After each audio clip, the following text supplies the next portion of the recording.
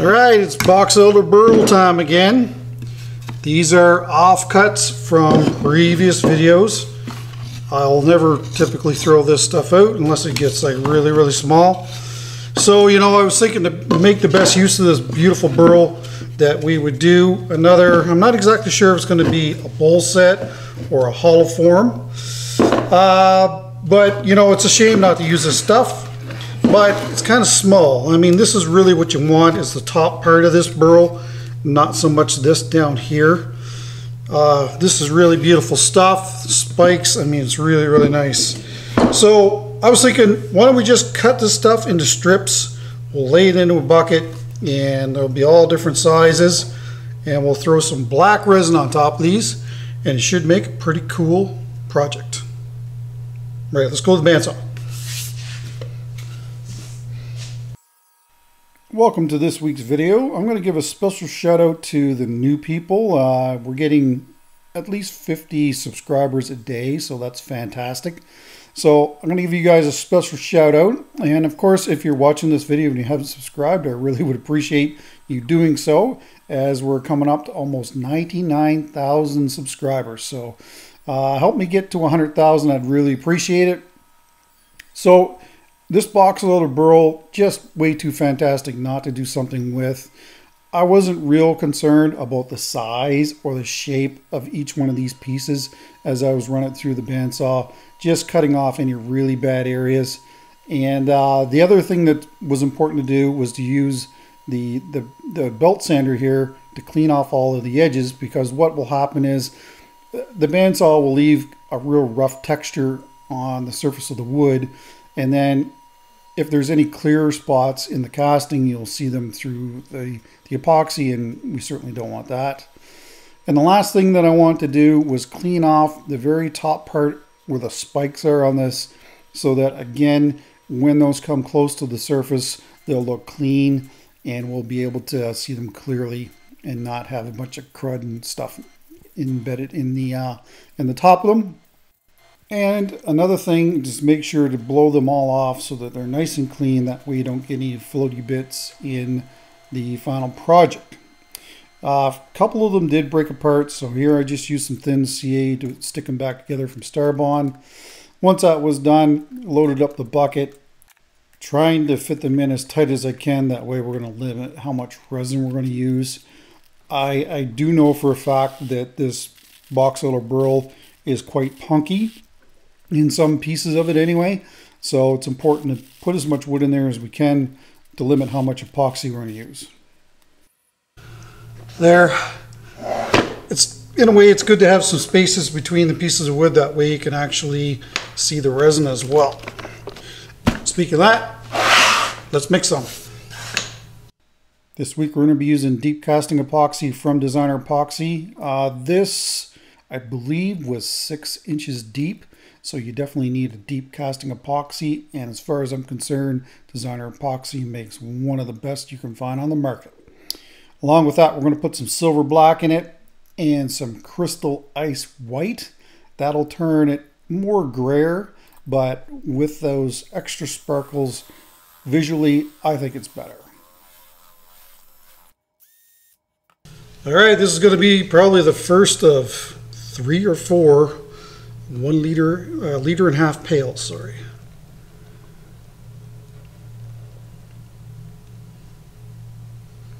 This will float and I'll have to throw something on top of it, but until then,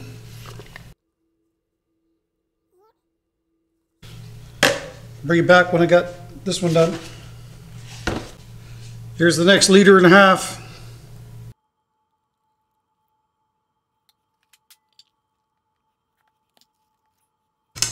That still needs more than that. That punky Boxelder will drink that up in no time. So I'm actually going to probably mix at least another close to a liter anyway. And then we'll see how that works out. All right, so this is 3/4 of a liter. Now I know that that may look a lot, but I'll be surprised if there's resin on the top of this when we open it up in 3 days. So anyway, this will go into the pressure pot. Anyway, this will go into the pressure pot, and we'll see you in there in 3 days. Bet you this is nice and heavy. Oh yeah. All right, well, it's 3 days later. I knew that the resin level was going to drop off, but when I get this out, you're going to be shocked.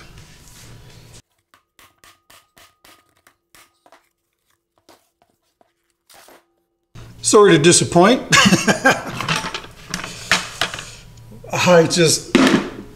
I can't believe this. Like, wow.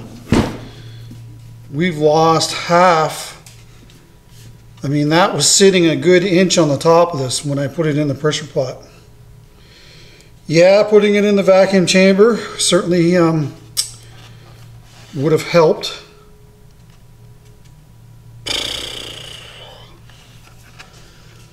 Now what do we do here?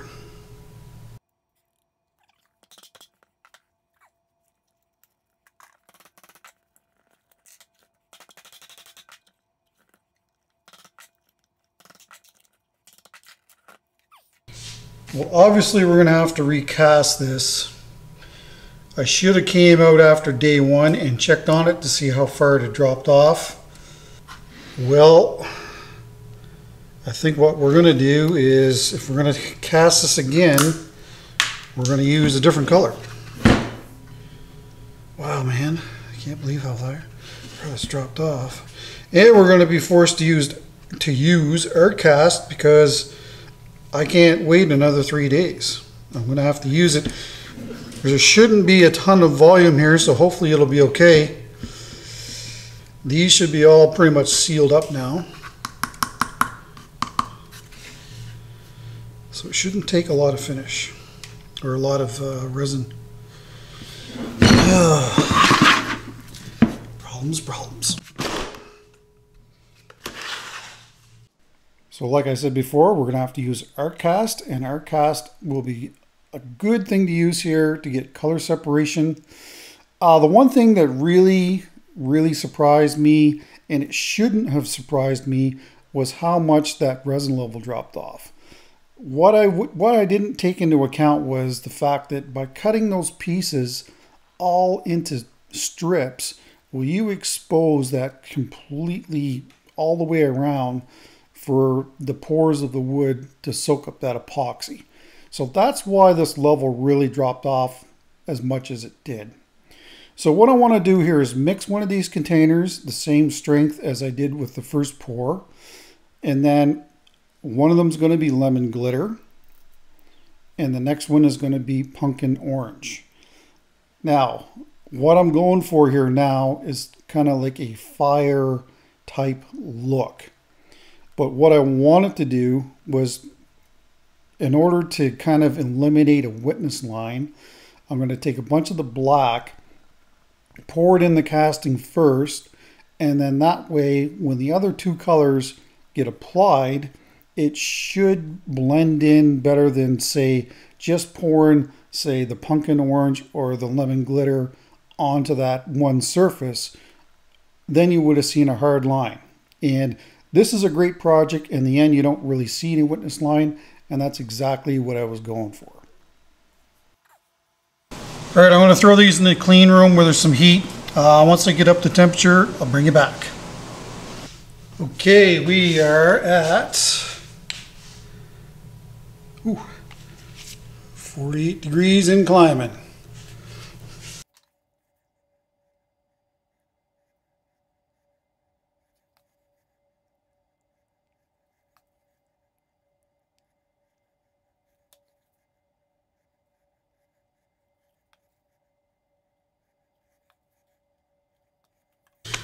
All right, I'm going to throw this to pressure pot. See you tomorrow. All right, that's the next day. Let's pop this out and see what we're looking at here.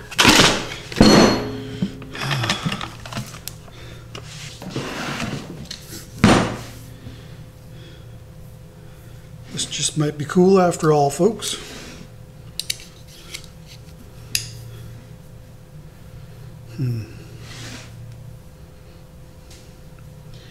Don't see any thermal cracking. This is good. All right, well, let's get our centers.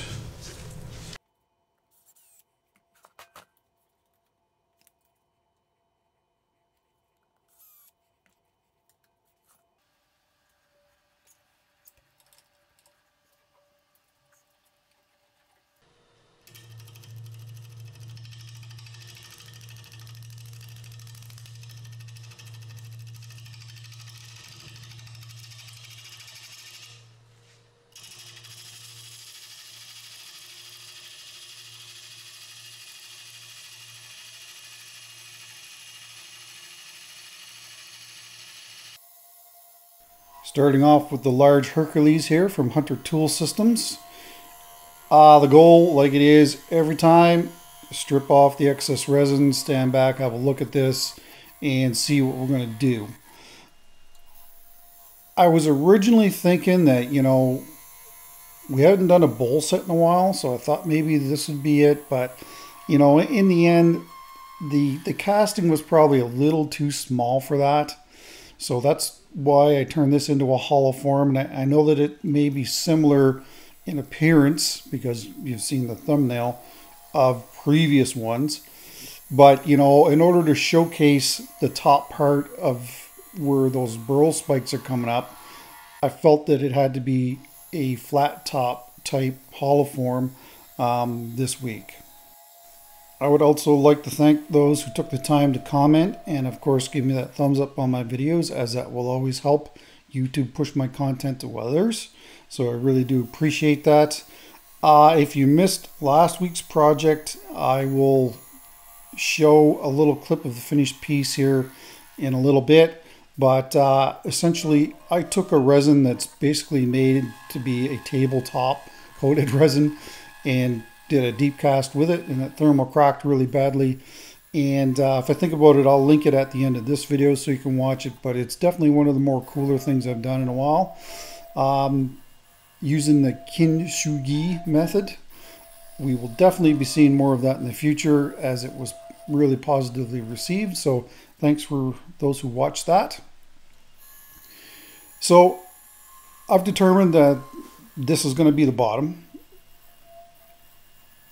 I didn't really have a choice in the matter, and that's because I was going for those spikes on the very top of whatever we were going to make at this time. And believe it or not, at this time I'm still really not 100% sure that I'm going to go for a hollow form, because I still had a bowl set in the back of my mind, and I know that we haven't done that in a while.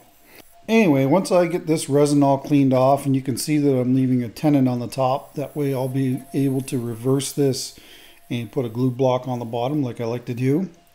And that way you're not taking away from the overall size of your project. That's why I'm putting a glue block on.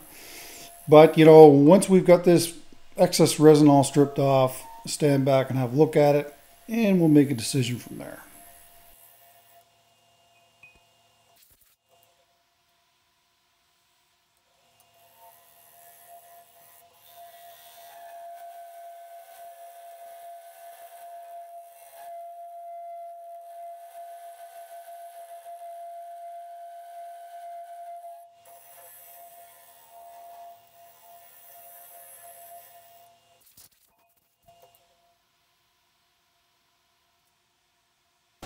All right, well, what do you think? Tough decision what to do with this. You know, I really was thinking this was going to be a 3 bowl set, but it is not large enough to get 3 bowls out of it. And so, you know, I don't want to lose the size of the outside bowl. I'll have to taper this off in the back a little bit, but it's going to definitely be a shallower bowl on the inside, and then I don't think you'll be able to get anything out of the next one. I don't know, decisions. Once this is sanded and polished, you should be able to look down on the spikes, and that would be a really cool looking hollow form. So I never intended on it being a hollow form. Well, in the back of my mind, I knew that maybe it was going to be a thing. But I don't know. I do have to do some more shaping back here. I'll do that, and then, I don't know, might turn it into a hollow form. I think it's almost too nice to cut down through this and get, you know, just one more bowl, or I could take a core out of here and then just leave this, but this core will never match anything that's in my inventory, so I don't know. Still working through it.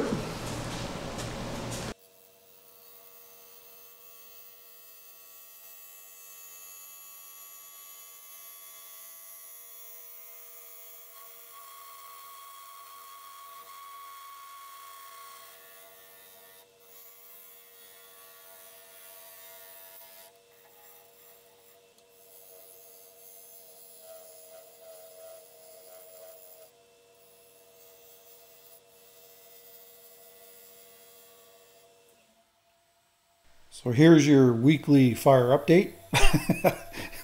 Nothing really to report on this end. We've been getting a fair bit of rain. So nothing around us. No smoke either. So life is good right now. Hopefully it stays that way. Actually, believe it or not, my lawn's as green as it's been for a very, very long time.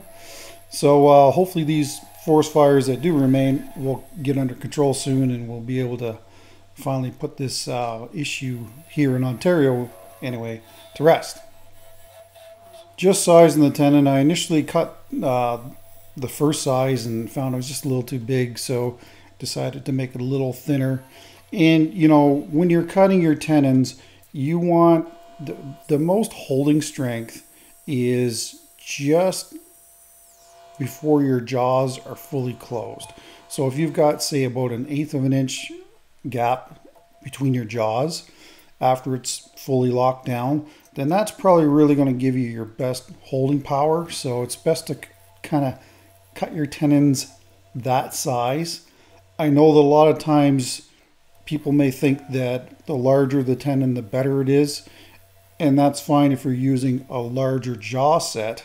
But if you're just using the standard jaw sets that come with the Stronghold chucks like I do, as you know, usually that's what I'm using here to hold these pieces, then it's best to cut them like I just said.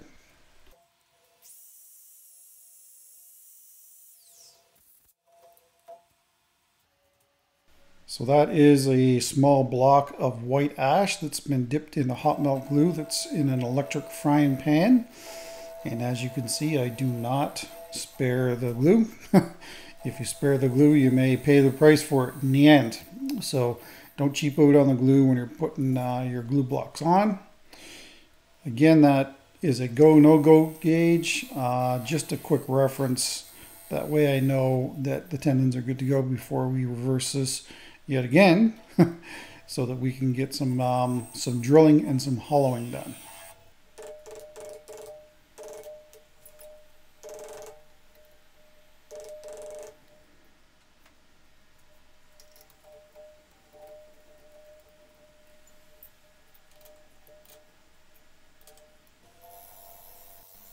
Now that we've reversed it, of course, you've got to true it up again.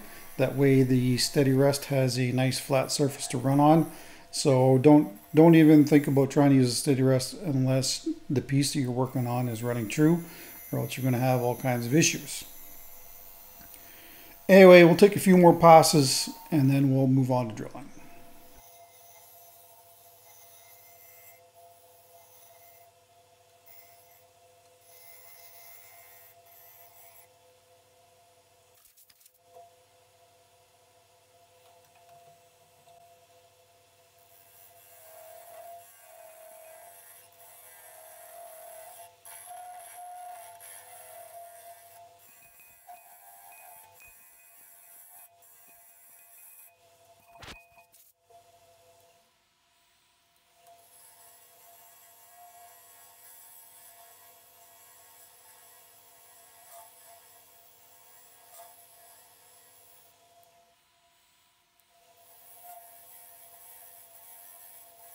So by this stage, I've made the decision that I'm going to turn this into a hollow form. So my plan is to leave the tenon that you see that's on the live center And we'll be able to turn that into a collar that should look actually quite nice on the top of this piece, and it does.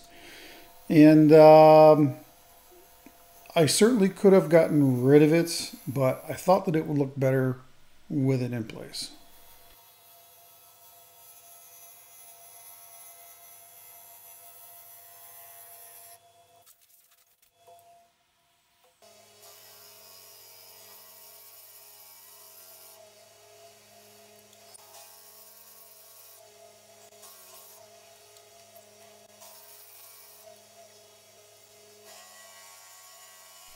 While this lathe has been a valuable workhorse for me, the one thing that I absolutely despise about it is the length of travel of the quill. So I can only do about 2.5 inches of travel on my tailstock, and it gets real irritating when you're drilling deeper stuff like this.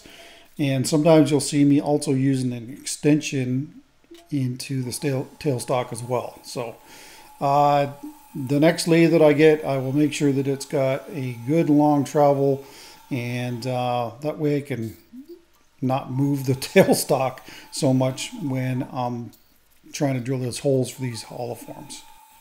And speaking of that, here we are hollowing. I'm using the one-way captive system. Right now I have the largest boring bar in there, and it's got the teardrop cutter on it.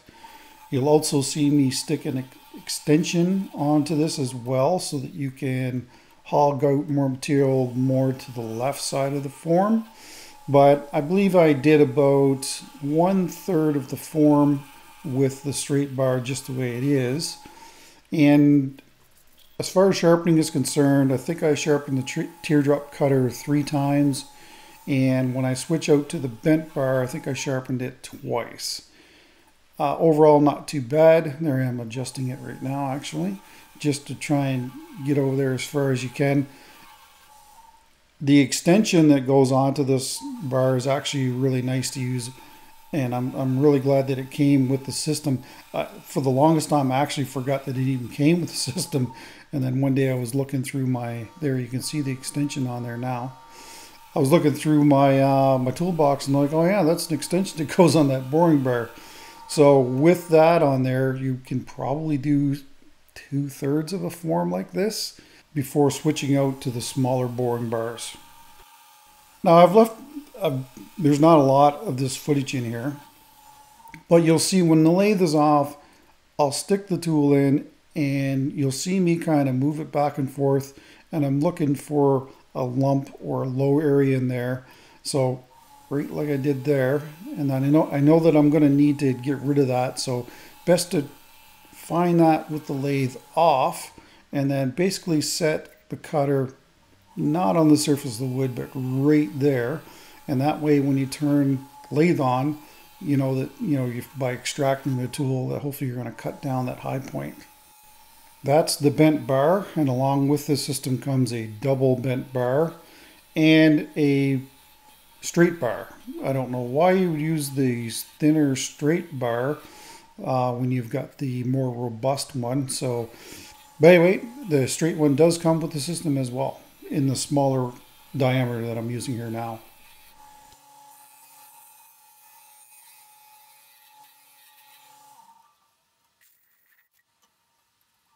Still have yet to modify the laser that goes on this rig.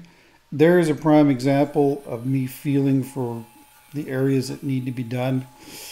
If you're not familiar, there is a laser system that goes on this rig, but the lasers, I think I'm on number 3, just don't seem to last and they eat up a ton of batteries.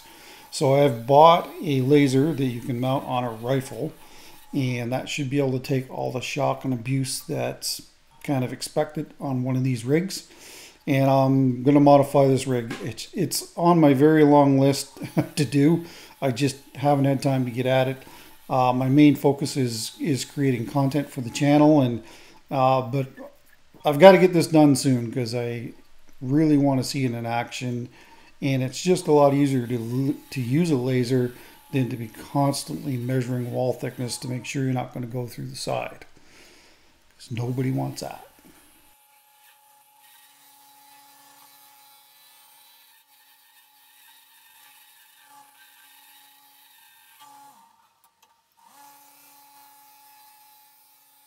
Just taking some final finishing passes. In the end, this ends up being between 1/2 inch and 5/8 in thickness, and that's fine by me.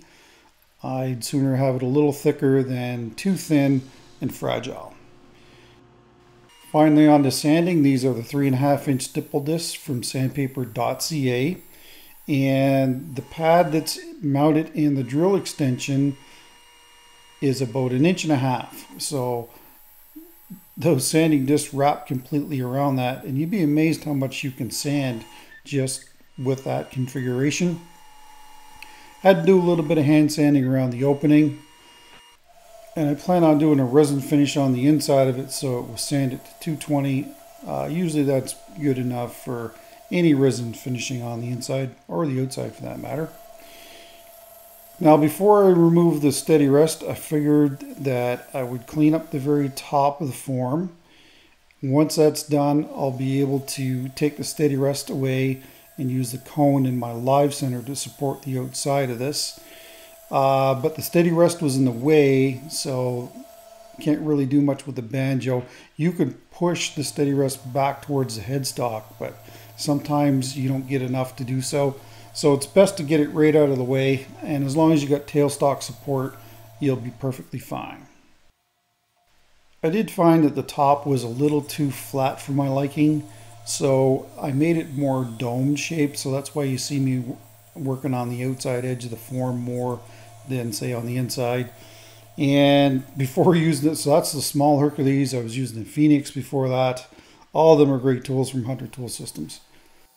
Now we've got the steady rest out of the way. Always lock your tool rest down, unlike I had there. Bad things can certainly happen when you forget to lock the tool rest down.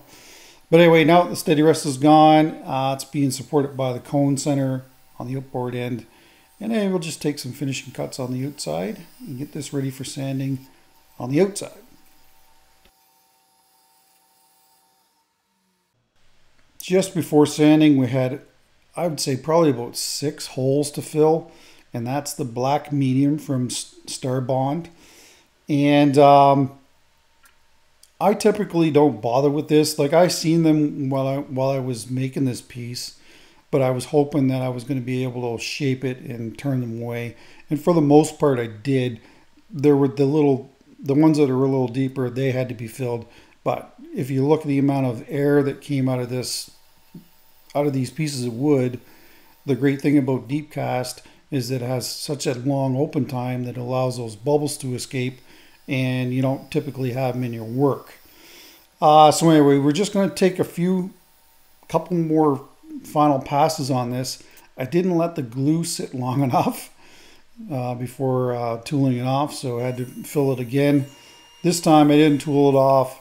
I started with 60 grit, and again, these are 3.5 inch stipple discs from sandpaper.ca, and ground down that little glue spot, and then sanded this piece from 60 to 800 on the outside. Was having some issues getting in near the bottom of this, so I switched to the right angle sander, air powered sander, and that worked fantastic. That is the Triple E buffing compound from the Be All buffing system. I don't know if it was really needed on this piece because you don't have any large pockets of resin to see, but I went ahead and did it anyway. And then of course the last thing is to get the denatured alcohol in there to clean the surface prior to the first coat of finish going on. Okay, so for this piece we're going to use Waterlux gloss on the outside. And I'm really pressed for time. Like, today's Tuesday, and I know you may think that that's plenty of time, but it's not. So what I'm going to do is put the Waterlux gloss on the outside, and then later on tonight I'm going to come back out and I'm going to use some Pro Series on the inside of this. You've seen me do it a number of times. I don't think that I need to film it. And then tomorrow we'll be able to put the second and hopefully third coat on if we need it, because we need to get this done. So typically I like to have the first coat of finish on the things I do here each week, Monday or Sunday, Sunday preferred. You think about it, your first coat's going on Tuesday and you're uploading a Thursday, doesn't give you a lot of time. Well, what do you think of that?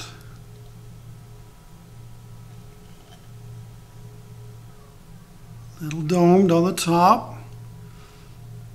Man, there are some pretty pieces of wood in here.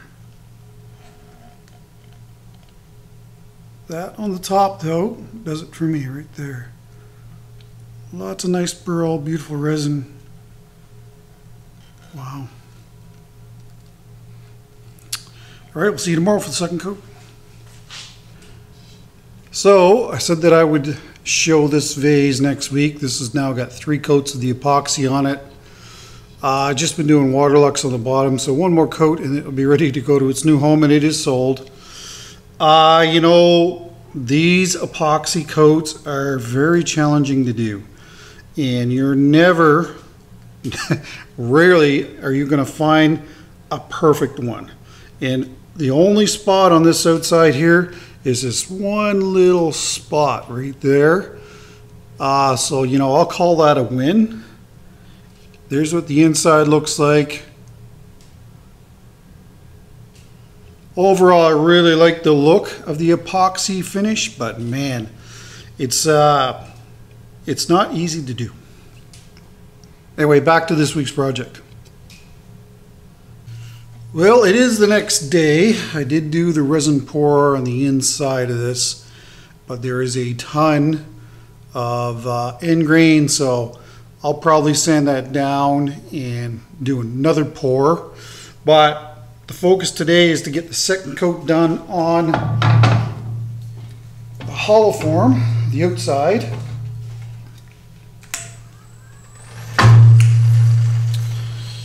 And I'm hoping that it's just going to take one more, but it's early in the morning. That way, if I need to 2-coat it today, I can do that. Just like I always do, before each coat of finish of Waterlux, I buffed with the Triple E buffing compound. That will remove and flatten any high spots and lumps and bumps that are in the finish. And then I'll clean the piece with denatured alcohol, and then the next coat of finish can go on. That's a little bit of 4-0 steel wool for the opening. And anyway, once it's cleaned with the denatured alcohol, we can do the next coat.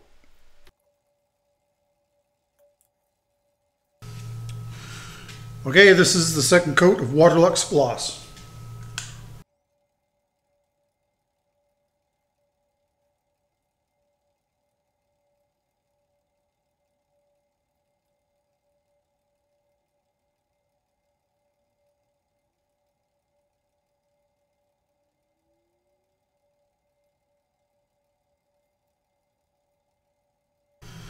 Well, there it is. Second coat. It looks good. It may not need a third, but if it does, I'll be able to put that on later on today, the end of the day. Tell me what you think in the comments.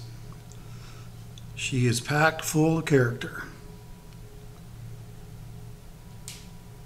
All right, we'll see you tomorrow when we're doing the foot. So it is in fact the next day. So after 3 coats of finish, everything looks nice. So here I'm just using the 5/8 bowl gouge to whittle down the wooden tenon. And then after that, you'll see me switch out to the Hercules. I decided to actually put a slight mortise on the bottom of this. I don't typically do this, but all of my bowls are concave on the bottom. That way, when you set them down on the table, if there's a little crumb or something, it's not going to rock back and forth. So this is just a nice little added foot that I put on there. And then once that's done, I started sanding from 120 to 800. And then we'll be able to do some engraving. I also thought that the engraving would be a nice touch on the bottom of this. I typically don't do it when it's wood and resin combos, but when it's just straight resin, it seems to work quite well. All right, well, I'm really interested to see what you guys think about this project in the comments. Let's finish this video up. Well, all right. What do you think about this gorgeous hollow form? And yeah, I know it's the same style that we've done in the past, but you know, with that top being basically the showstopper, I didn't really see another way to do it. And as far as the second pour is concerned, the only reason why you know that there was one is because you're watching this video, but it's all blended in nicely. I don't think that you'd ever know any different. Here's the very bottom. Still requires, well, you might even be able to get away with one coat of finish. But the top is absolutely awesome. Crazy looking burl. And I still need to do another resin coat on the inside, and this will be ready to go to its new home, and it is for sale. I'll give you some dimensions on this. So it's 8 3/4 across the top, and that is 22 centimeters. It's 6.5 inches tall, somewhere around there, and that's 16.5 centimeters, and it weighs a hefty 5.5 pounds, and that's 2.5 kilograms. Wall thickness is around 13 millimeters, half inch, up to 5/8. So that's what, 17, 18? No, not that much. Probably 16 millimeters. And it's a beauty. I absolutely love it. I mean, that burl's just crazy. I haven't even tried looking inside with a light yet, so I'll put that at the end. I know that that's very popular. But I like doing the engraving on the very bottom when it's all resin. When it's resin and wood, what happens is the engraver digs deeper into the wood and it just doesn't look good. So when you can do it all on the resin, then it comes out with results like that. And that's not going anywhere. It'll be there for all time. Don't forget to put designer epoxy in the comments down below to be entered into the 3-gallon giveaway at 100,000 subscribers when we get there. And of course, that's for continental USA and Canada. And along with that, don't forget about the deal that Designer Epoxy has right now. If you use code INLAYGYM at checkout, you'll receive free shipping, 5 color bags, and 10% off of your order. All that they ask is you spend $100 with them, and you will get that deal. And that's, again, for continental USA and Canada only. All right, next week is going to be a cherry project. We haven't done a cherry project in a while, so I'm thinking it's going to be a shallow bowl, but hey, you never know what it's going to be here. Anyway, that's it. Don't forget about my other sponsors that are in the description down below. If you need some stuff, head down there and put some money back in your pocket. Well, that's it. Take care. Stay safe. Don't forget the bell. Please share my videos with your friends. We are getting so close to 100,000. So if you haven't subscribed, please do that. See you next week.